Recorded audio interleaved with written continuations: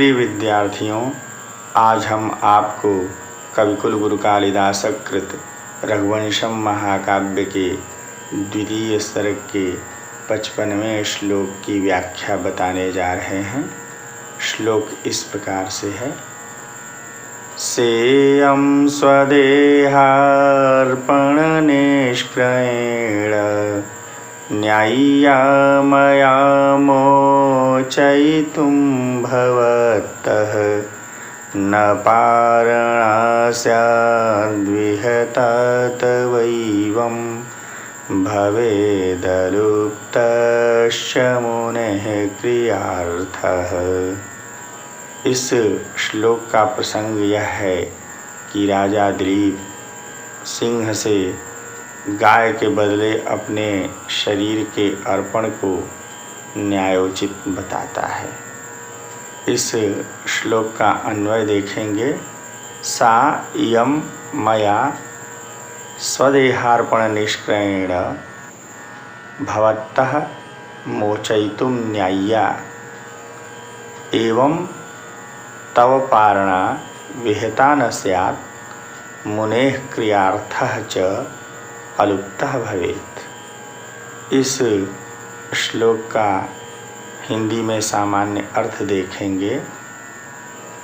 राजा दिलीप सिंह से गाय के बदले अपने शरीर के अर्पण को न्याय संगत बताते हुए कहता है कि सा वह पूर्वोक्त इयम यह नंदिनी नामक गाय अर्थात इस नंदिनी नामक गाय को मया मेरे द्वारा स्वदेहार्पण निष्क्रयेण अपने शरीर के अर्पण रूपी मूल्य के द्वारा भवतः आपसे मोचयितुम छुड़ा लेना न्याय्या न्यायोचित है। एवं इस प्रकार से तब तुम्हारी अर्थात आपकी पारणा व्रतांत भोजन विहिता न स्यात् नष्ट नहीं होगी च और मुनेः मुनि का क्रियार्थः होमादि रूप प्रयोजन अलुप्तः भवेत् नष्ट नहीं होगा अर्थात मुनि की हवनादि क्रियाएं यथावत चलती रहेंगी। इस श्लोक की विस्तृत हिंदी व्याख्या देखेंगे। राजा दिलीप गाय के बदले अपने शरीर को सिंह को खा लेने के पूर्व प्रस्ताव को न्यायसंगत ठहराते हुए सिंह से पुनः कहता है। सा वह पूर्वोक्त अर्थात पिछले श्लोक में बताया गया है कि इमाम अनूनाम सुरभैरवेहि अर्थात यह गाय कामधेनु से कम नहीं है। ऐसी इयम यह नंदिनी नामक गाय मया मेरे द्वारा अर्थात मुझ दिलीप के द्वारा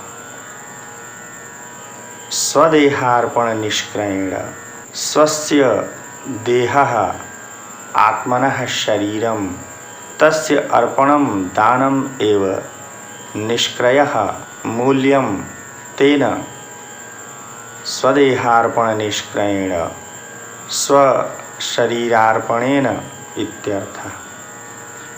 अर्थात अपने शरीर को दे देने रूपी निष्क्रय अर्थात मूल्य के द्वारा निष्क्रियते प्रत्याह्रियते अनेन परगृहीतम इति निष्क्रयः अर्थात दूसरे द्वारा ग्रहण की गई वस्तु को जिस मूल्य के द्वारा अथवा जिस धन के द्वारा वापस लिया जाता है उसे निष्क्रय कहते हैं।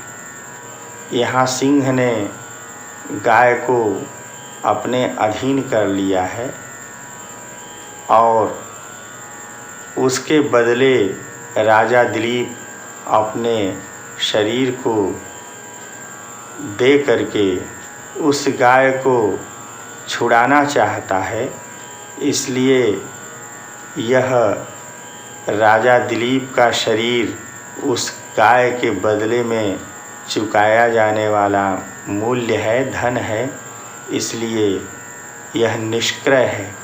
इस प्रकार से राजा दिलीप का कहना है कि मया मेरे द्वारा स्वदेहार्पण निष्क्रयेण, अपने शरीर के अर्पण रूपी मूल्य के द्वारा भवतः आपसे मोचयितुम छुड़ा लिया जाना न्यायोचित है, क्योंकि यह नंदिनी नामक गाय सुरभि से कम नहीं है और इसकी बराबरी दूसरी करोड़ों घड़े के समान स्तनों वाली गायें नहीं कर सकती। इसलिए इस दिव्य गाय को अपना शरीर दे करके आपसे छुड़ा लेना न्यायोचित है, संगत है। एवं सती, ऐसा होने पर, अर्थात यदि आप इस गाय के बदले में मेरे शरीर को खा लेते हैं और गाय को छोड़ देते हैं, तो तब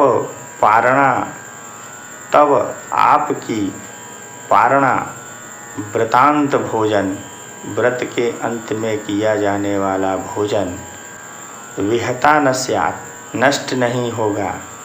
आपकी पारणा संपन्न हो जाएगी, अर्थात मेरे शरीर को खा लेने के द्वारा आप जो बहुत दिनों से भूखे हैं और व्रत धारण किए हुए हैं, तो मुझे खा लेने के द्वारा आपकी पारणा विहता न स्यात्, नष्ट नहीं होगी, अर्थात संपन्न हो जाएगी। च, और मुनेह, मुनि, वशिष्ठ की, मननात् मुनि, अर्थात मनन करने के कारण इन्हें मुनि कहा जाता है। मुनि का अर्थ होता है मननशील, चिंतनशील। तो मुनि वशिष्ठ का क्रियार्थः, क्रिया होमादि एव अर्थः प्रयोजनम, अर्थात मुनि की हवन आदि की क्रिया जो उस गाय के दूध से उत्पन्न घृत इत्यादि से संपन्न होती है, अलुप्तः भवेत्, वह नष्ट नहीं होगी, अर्थात पूर्वत, पहले की भांति मुनि की हवनादिक क्रियाएं संपन्न होती रहेंगी। कहने का भाव यह है कि जो सिंह ने राजा दिलीप से यह कहा था कि एक तुच्छ गाय के लिए अपने शरीर का त्याग कर देना उचित नहीं है और तुम करोड़ों गायें दे करके गुरु के क्रोध को शांत कर सकते हो, इस पर राजा दिलीप अपनी बातों को कहते हुए पूर्व प्रस्तुत प्रस्ताव को न्यायसंगत ठहराता है। अर्थात गाय के बदले अपने शरीर को अर्पित कर देने को उचित बताते हुए कहता है कि यह गाय दिव्य है और देवताओं की गाय कामधेनु से किसी मामले में कम नहीं है, इसलिए अपना शरीर दे करके इस गाय को आपसे छुड़ा लेना सर्वथा उचित है। इस प्रकार से आपकी पारणा भी भंग नहीं होगी, आपका व्रतांत भोजन भी संपन्न हो जाएगा और मुनि के हवन आदि की साधनभूत यह गाय भी सुरक्षित रहेगी और मुनि वशिष्ठ की हवन आदि क्रियाएं भी यथावत संपन्न होती रहेंगी। इस श्लोक की संस्कृत व्याख्या देखेंगे। श्लोकेस्मिन् राजा दिलीपः सिंहं पूर्वप्रस्तुतमेव प्रस्तावं पुनः कथयति। सा पूर्वोक्ता सुरभेः अनूना इयम् एषा पूर्वविद्यमाना नन्दिनी गौः मया दिलीपेन इत्यर्थः। स्वदेहार्पणनिष्क्रयेण स्वस्य देहः आत्मनः शरीरं तस्य अर्पणम् एव निष्क्रयः मूल्यं तेन स्वदेहार्पणनिष्क्रयेण भवतः त्वत्तः सिंहाद् इत्यर्थः। मोचयितुं विसर्जयितुं रक्षितुम् इत्यर्थः। न्याय्या न्यायाद् अनपेता न्यायोचिता इत्यर्थः। एवं सति इत्थं भूते तव भवतः सिंहस्य इत्यर्थः। पारणा व्रतांत भोजनं विहता न भवेत् न स्यात् मुनेः वसिष्ठस्य इत्यर्थः। क्रियार्थः क्रिया होमादिः स एवार्थः प्रयोजनं स च अलुप्तः अनष्टः यथावत् सम्पद्यमानः भवेत् स्यात्। स्वप्राणव्ययेनापि स्वामिगुरुधनं संरक्षणीयम् इति भावः। श्लोकेऽस्मिन् उपजातिवृत्तं लक्षणं तु अनन्तरोदीरितलक्ष्मभाजौ पादौ यदीया उपजातयस्ताः।